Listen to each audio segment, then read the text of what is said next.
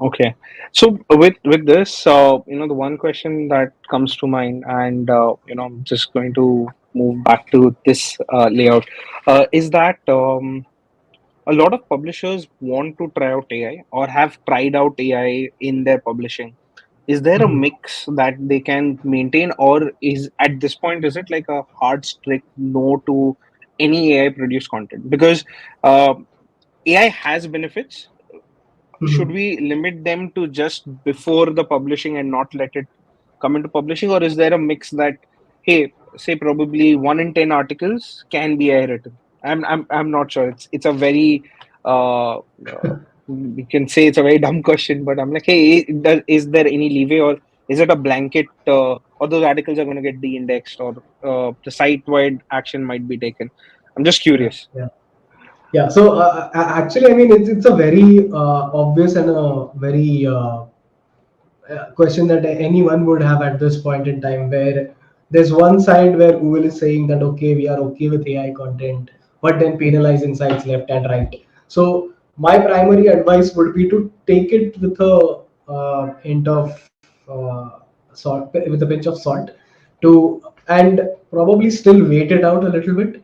If you have a good ability to produce well researched human led content, I don't think there is any way for you to forage into AI at this point in time. Uh, but having said that, what you can also consider trying to do is think of what content can be generated by AI. From a human standpoint, try to do some inflection on this. For example, if you are a publisher, then if you are putting out content about reviews and product recommendations or comparisons, do you think AI is the best platform to create content for this type of content strategy? Like I would say it is not. So definitely think of what content can be explored. Probably some level of informative content can still be Mm. explored. Something Right. that doesn't need an expert to chip in and add value to it. But again, having said that, it's still uh, try to be cautious with how much content you are creating with AI, and definitely have a level of human intervention in that. Never use pure AI generated content as is, because that is the most ground level of spam that is out there. So that's a definite no. But yeah, so Mm. if you are having heavy human editing on this content, you can still make some use of AI, but try to think of what content can be there. For example, your news content cannot be AI generated. Yeah. Yeah, it cannot be. The AI, I don't think AI has reached to that extent where live events is something it can cover as good as human written content. Yeah, But I do think you can use AI to probably fact check some of your content. You can exactly. use Yeah, yeah, AI to get different angles and different perspectives on the piece that you're covering. But yes. it also leads me to this one question. Since we've been talking AI content, I think a lot of thing that comes to mind is AI text. What is Google Mhm. stance on AI generated images or AI generated videos? Because so far, we've seen impact of text, AI text. Now, Yeah, I yeah. look at AI generated images as a great way of say using your representational images instead of using the Mhm. same image. We've seen this with multiple Yeah, news publications doing it. When there's breaking news, you don't really have much to showcase, and we all correct. know that visual imagery is the great way of engaging your audience. So Exactly. what's Google's stance? See, I'm of the opinion that if you were to disclose it that it's an AI generated image that is purely for representational purpose, Yeah. it's fine by me. But is it fine by Google? Your thoughts, or is there any data out there? Yeah, so there's no official commentary on, especially on the multimedia side of things. Mhm. But their policy has been standard, be it text, images, or videos. But yeah, I mean, definitely, sometimes it's not always possible for you to get exclusive imagery in specific situations like a breaking news. So definitely, you should consider using AI for generating images where you feel that you are not equipped, right now to have a higher quality or have something that resonates to that specific event. Hmm. And I mean, a disclaimer is necessary, so there's no going away with that. Yeah. But yeah, so think of what can AI do in terms of its image generation capabilities. So I'll give you a few examples.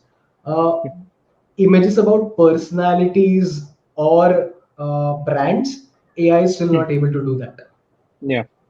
So the chances of you getting more futuristic or caricature type of images, that's a lot more higher as compared Yeah. to getting more realistic images from AI. Got So it. yeah, So yeah, it again, might just disclaimer is be. a must. Yeah, yeah, because even like you said, with respect to a personality, a famous celebrity or some sort, AI is still not there in terms of creating Yeah. an accurate image.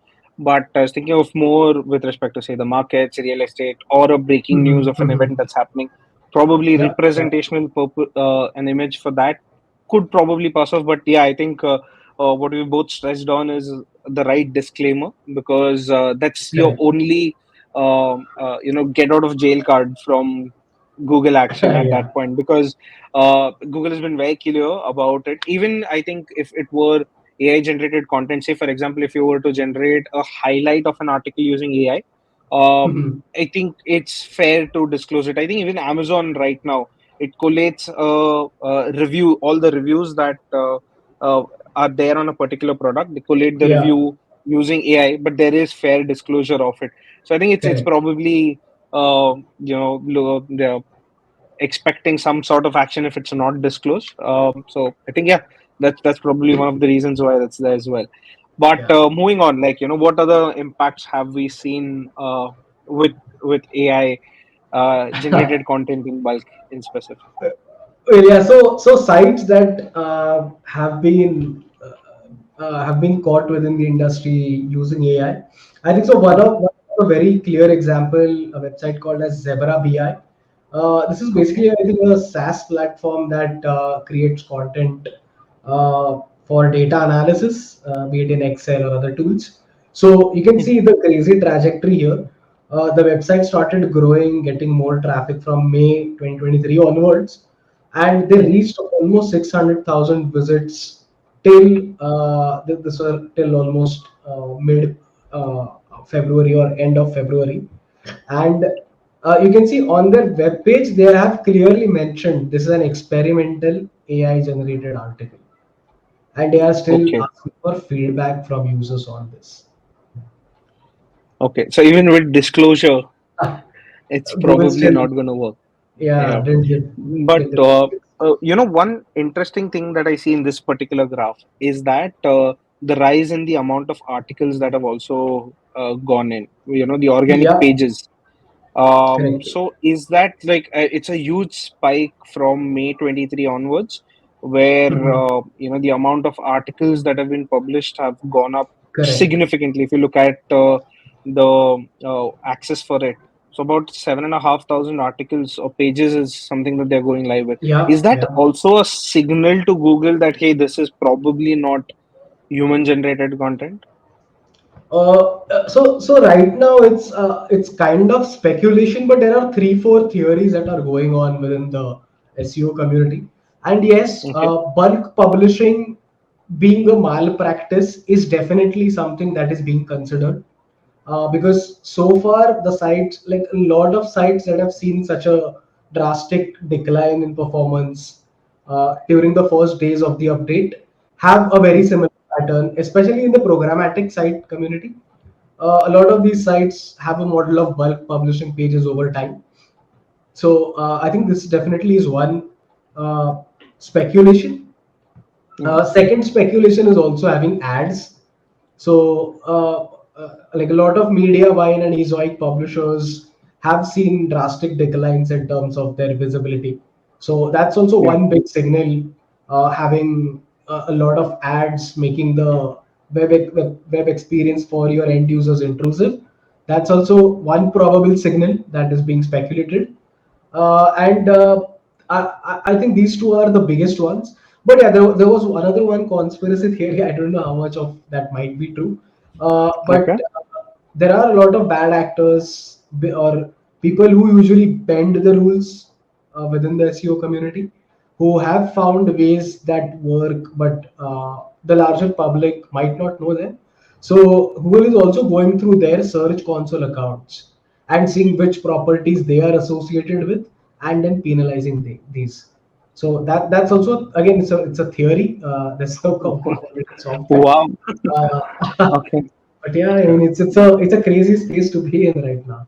Yeah, because if you think about it, Google, the Search Console itself gives Google access to all the other Yeah, properties that a current property is linked to.